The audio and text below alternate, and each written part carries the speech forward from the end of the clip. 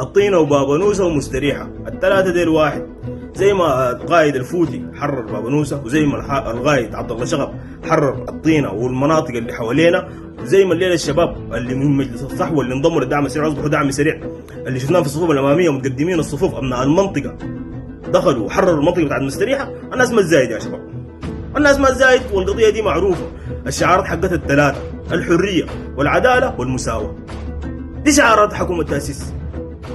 فأي زول ويقف ضد القضية دي مهما كان، انت لازم تكون تعرف الزول ده عدو. لو اخوك، لو ابوك، لو عمك، لو خالك، لو عمدتك ذاته شفتها، ولا الزعيم بتاعك ويقف في وشك وش القضية دي، المفروض تقف في وشه، عشان الناس ما تزايد، والناس ما تقعد تخون، تقعد تقول في كلام ما ياكل. الشيخ موسى هلال ده يا شباب انتوا كلكم تعلمون جيدا، الناس زي ما خلوا لي شارع ما مشرف، لا خلوا لي دار اهليه، لا خلوا لي ابناء، لا كل الناس ولا الشباب ده كلهم في الصفوف الاماميه. ونحن كحكومه تاسيس ما دارين تاني يا ناس الشباب. انتوا التحرير ده ما تحرير صح؟ القضيه دي ما واحده، كان زول عنده فيها راي كمان يطلع يورينا، قول لنا عديل انا عندي راي في القضيه دي. لو انت اصلا داير العدل وداير المساواه وداير الحريه، معناته انت ذاتك تواجه الزول ده باول زول تواجهه. بعدين 3 سنوات كافيه يا شباب، 3 سنوات كافيه.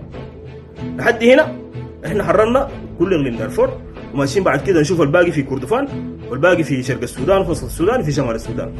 والقضيه حقتنا دي منتصره، ورموا قدام يا شباب، وربنا يحفظ جميع الاسر، ورامين قدام، واثنين بس. شعار حقنا واحد ما بيتغير: تحيه للرئيس ونائبي عبد العزيز وكل افضل حكومه التاسيس، والناس راميه قدام. كل المناطق في السودان دي عندنا واحد، اثنين بس.